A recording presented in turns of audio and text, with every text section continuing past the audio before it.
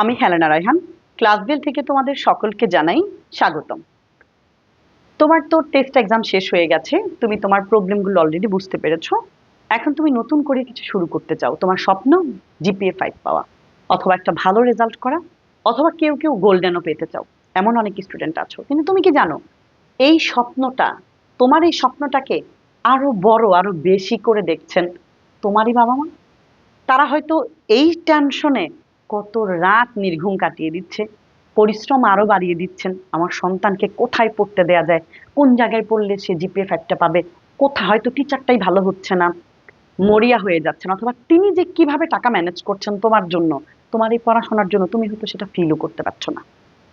দেখো, একজন বাবা যদি কৃষক হয়ে থাকেন, মানে অনেক কষ্টে উনি হয়তো ওই টাকাটা তোমার জন্য ম্যানেজ করছেন। একজন বাবা যদি রিক্সা চালক হয়ে থাকেন, আরো পরিশ্রম বাড়িয়ে দিচ্ছেন। সবাই, বাবা মায়েরা প্রত্যেকে প্রত্যেকের জায়গা থেকে শ্রম দিচ্ছেন, হয়তো তোমাকে সেটা বুঝতে দিচ্ছেন না। এই যে এত কষ্টের টাকা বাবা মা তোমাকে এনে দিচ্ছেন, তুমি নিজে একটা হয়তো নিজের সিদ্ধান্ত, তুমি কোথাও পড়তে চাও। তবে আমি এই কথাটা বলবো, এই টাকাটা জলে ফেলবা না। বাবা মায়ের স্বপ্নটা যদি পূরণ হয় এবং তোমার স্বপ্ন পূরণ হয়, তোমার একটা ভুল সিদ্ধান্তের কারণে এই স্বপ্নগুলো একদম ভেঙে যেতে পারে। কারণ তুমি যদি একজন সঠিক টিচার চুজ না করতে পারো, এটা খুবই সমস্যা, কারণ ভুলটা তুমি করছো, সাফার আরো অনেকে করবে। তো এইটা তুমি কখনোই, এই ভুল করা যাবে না, হঠকারী সিদ্ধান্ত নেওয়া যাবে না হুট করে। আমরা ক্লাসবেল তোমাদের জন্য একদম জিরো থেকে নতুন কোর্স শুরু করতে যাচ্ছি। আজ রাত 9টা থেকে আমাদের নতুন কোর্স শুরু হচ্ছে। এই কোর্সে আমরা একদম জিরো থেকে একদম অ্যাডভান্স পর্যন্ত কোর্স করাবো। অর্থাৎ তোমরা অনেকেই আছো, এতদিন বোঝো নাই, কোনো কারণে পড়াশোনা করো নাই, কিন্তু এখন পড়তে চাও।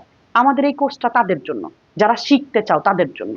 যারা পাশ করতে চাও আমি তাদের কথা বলছি না, যারা শিখতে চায় যে আমার গ্যাপগুলো আমি ক্লিয়ার করতে চাই, আমরা তাদের জন্য কোর্স আনছি।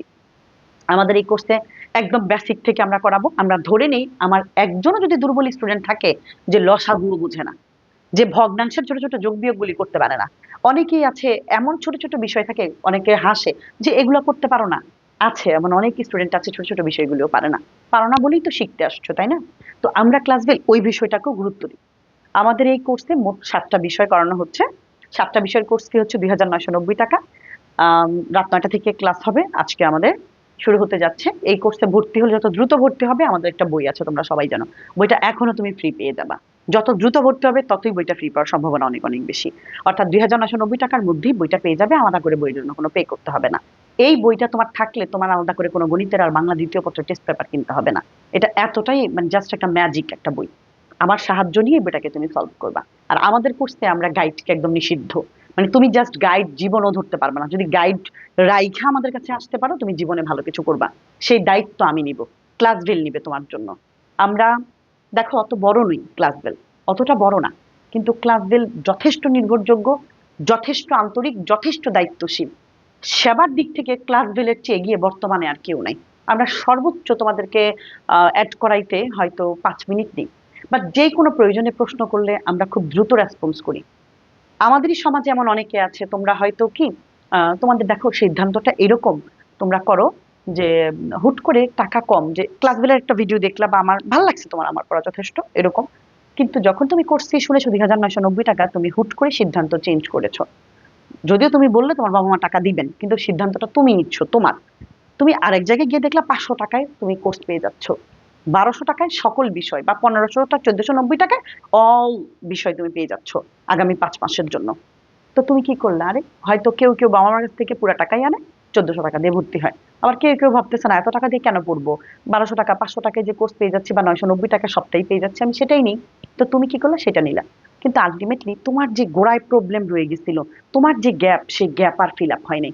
যে উদ্দেশ্য নিয়ে তুমি সেখানে গেছিলা, সেটা ফুলফিল হয় নাই, পরে তোমার প্রচন্ড মন ভেঙে গেল। এতে করে হইলো কি, অনলাইন খারাপ। এতে করে এখন অনলাইন যে খারাপ, তুমি তো খারাপটাকে চুজ করেছো। তুমি তো ভালোটা তোমার কাছে আসলেও তুমি নেও নাই, তুমি টাকা বাঁচাইছো। তোমার বাবা মা তোমাকে বলেন নাই টাকা বাঁচাইতে, কারণ সিদ্ধান্তটা তুমি নিছো। এখন তোমার উপকার হয়নি, তোমার বাবা মা তোমাকে অবিশ্বাস করলো, আবার কি তুমি বলতে পারবা যে আমি আমি ভুল করেছি, ওটা হয় নাই, এখন আবার আমি আরেকটা কোর্স নিব?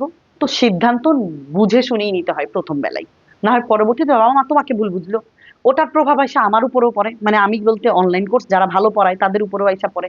তুমি যখন আমার কথা দিন রাত বাবা মায়ের পায়ের কাছে গিয়ে বলবা, বাবা মা বলবে না একবার তো অনলাইন কিনছোস, কিছু তো হয়নি। তোরে 5,000 টাকা দিয়ে বাসায় প্রাইভেট রেখে দিই, টিউটর রেখে দিই, রাখলা। কিন্তু তুমি সেখানে নিজেকে জাজ করতে পারছো না।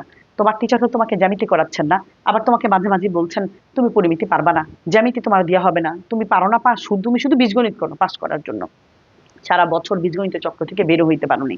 তোমাকে সারাক্ষণ রুলসই মুখস্থ করাচ্ছেন, অ্যাপ্লাই করা শেখাচ্ছেন না। তোমাকে সৃজনশীল 10টা 20টা করে একবারে দিয়ে যায় মুখস্থ করো। মুখস্থ যুগ কেন, আমি তোমার পিটাইলেও সারাদিন তুমি জীবনে পারবা না। সৃজনশীল, সৃজনশীলটা ফিল করার বিষয়, ওটা মুখস্থ করে হুবহু লিখার বিষয় না। সো সবকিছু মিলিয়ে কে দোষী? তুমি। তোমার একটা ভুল সিদ্ধান্তের কারণে এত কিছু হয়ে গেল। অর্থাৎ আমি তোমাকে চিনি না, জানি না, তোমার বাবা মা চিনেন না, আমি অনলাইন কোর্স করে আমিও দোষী, তুমি কিনেছো তুমিও দোষী, তোমার বাবা মা অবিশ্বাস করতে শুরু করলো, ভালো রেজাল্ট হইলো না, আলটিমেটলি একটা মানে বাজে একটা অবস্থা। তো এই সবকিছুর জন্য কে দায়ী? তুমি। তার মানে বাবা মায়ের কষ্টের টাকাটা সঠিক জায়গায় ইনভেস্ট করবা, হোক সেটা একটু বেশি, কিন্তু সেখান থেকে যেন একটা আউটপুট আসে। কখনোই কম টাকায় কম বাজেটে অনেক বেটার কিছু চাওয়াটা মানে এটা আমাদের স্বভাব হয়ে গেছে। কেউ যদি তোমার জন্য শ্রম দেয়, তুমি কি তার শ্রমের মূল্য দিবা না? আমি আমি বলি আমার কথা, আমি অবশ্যই পরিশ্রম করি, আমি আমার পরিশ্রমের মূল্য চাইবো।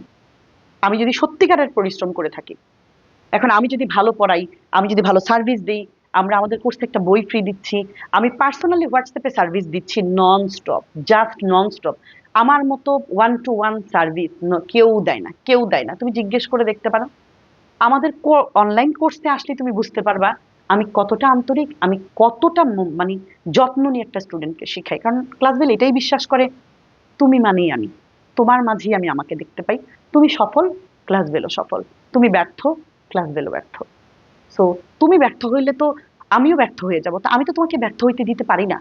আমি প্রতিনিয়ত স্টুডেন্টদেরকে মোটিভেট করি, আমি প্রতিদিন লাইভে আসি, আমি প্রতিদিন কথা বলি। যার যখন মন খারাপ হয়, যে ভেঙে পড়ে, আমি তাকে ধরে দাঁড় করাই।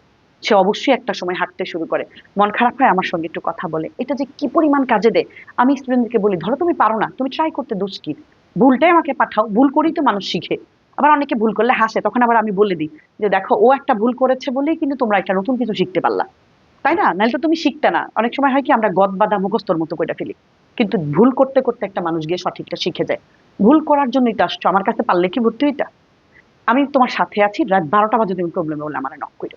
আমি এই যে একটা কথা বলি, আমার এই কথাটা আমি দেখছি অনেক স্টুডেন্ট মোটিভেট হয়ে গেছে, ইভেন অনেক স্টুডেন্ট নতুন করে শুরু করছে।